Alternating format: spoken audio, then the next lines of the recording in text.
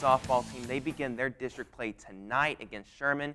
It's been a little bit of a light schedule, though, in the non-district games, and we'll get with it now with Coach Dan Sedgwick of McKinney North. And, Coach, only 5 games you've played so far this year, only played in 1 tournament. You wanted to have a little bit lighter of a schedule. Now, you were bounced out of 1 tournament that you didn't get to compete in, but how does that, you think, help or affect this team moving forward into district?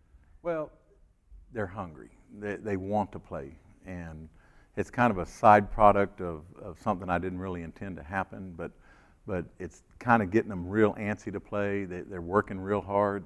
They want to perform well, and they're really looking forward to every single game that we play. So that's kind of been a byproduct. I mean, they played well so far. I've been completely happy with them in every game that we've played. You know, a few little, errors here and there on defense, but overall, we've played good defense and we've hit very well, and so I'm very pleased with our hitting. Yeah, your only 2 losses have been by 1 run, and then in a couple of your 3 wins, you were trailing early in the game, you had to come back from behind, and that shows really a lot of character with this team. It really does, and that really pleases me a great deal, because in the past couple of years, the team as a whole has not been that way. And so to show that this early in the season is a good thing to see. Taylor McAllister is your big bat in the lineup. She's the UT commit, and she's going into now her senior year, and she wants to end it with a bang, of course, as a lot of her teammates want to go deep in the playoffs as well. How does Taylor from her junior year get better with her senior year? Well, Taylor has matured tremendously, and the whole recruitment by Texas and signing with Texas has really boosted her confidence, and she has really become a much more mature ball player. She looks at different aspects of the game. She leads better. She's a great leader. She leads in the classroom. She's a straight A student this year, which has not been the case in the past, and that may be one of the big things that I'm most proud of her for, is the way that she's leading all the girls in the classroom section of it. But on the field, she's a performer, and she wants to have a tremendous senior year. She really wants that.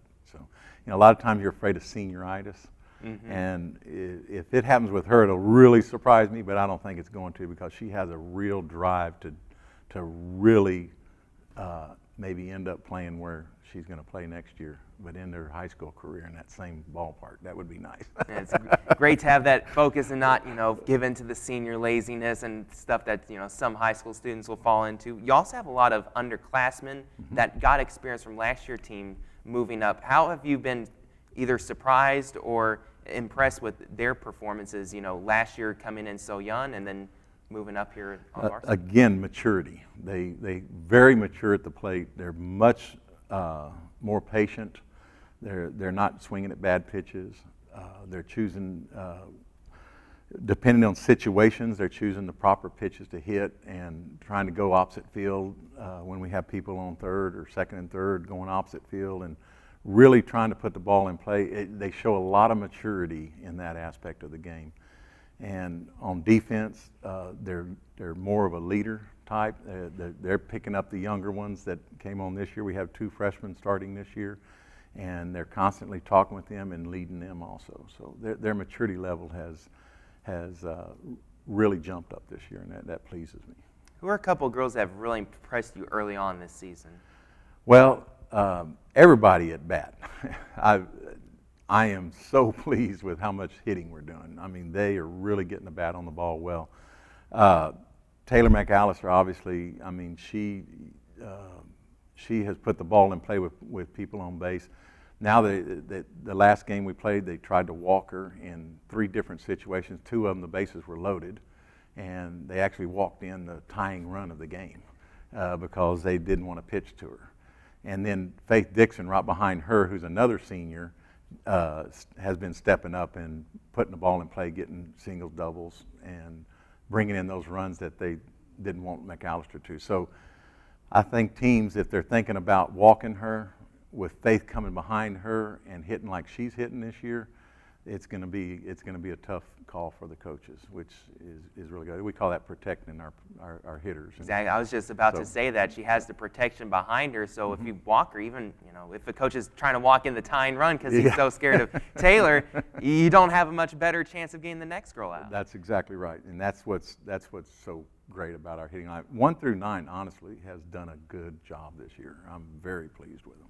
Your sophomore pitcher, Celeste Verdolivo, she had a good freshman season, but she's had a lot of time now to work on some things. You say that people are going to be surprised with how she performs this year. Yes, she took it upon herself and her coaches over the summer, and they revamped her pitching style and her pitches, and she now has some very effective pitches in her repertoire, if you want to say it like that. And she's using them well.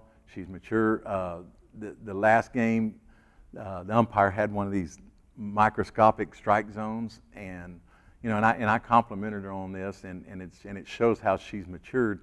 Last year, she would get real frustrated with that and try to just keep throwing it and expecting the umpire to call it when he showed that he's not going to call it. This year, we talked a little bit. She was getting a little bit frustrated, and I said, you've got to make the adjustments and put it where he wants it. And she went out there and did exactly that. And from that point forward, the other team scored 1 run, when prior to that they'd scored 6, because he was making her groove it right down the middle. And she started changing her pitches and keeping them low where he wanted them. And that's a tremendous amount of maturity on her part, and has made her a much, much better pitcher. And it's so tough, whether baseball or softball, as a pitcher. You want to throw in the black part of the play to try and get as far out of the strike zone as possible while still getting the call. And some umpires give you that luxury, and others just don't. That's exactly right, and you have to make the adjustment for him because he's the guy calling the game. And I told her, I said, good pitchers can throw strikes and they can throw it on the corners, but great pitchers learn how to adjust to the situation, whether it be the umpire, the hitters, or whatever. You got to learn to adjust to it, and then you become a great pitcher. And I think she's on the road to becoming a great pitcher. This year, another summer, and next year I think she's going to be real, real tough. She's already tough this year. She's proven to be tough this year with some pretty good hitting teams that we faced. You have Sherman and Royce City this week to start off district play. Sherman tonight, and then you'll have later in the district play a couple of the top teams in the district, Wiley and Lovejoy. What are you looking forward to with this district schedule?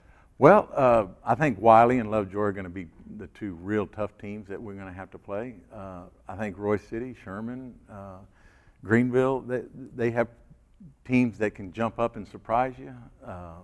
I hope that we have a team that will show us being strong. I think we will.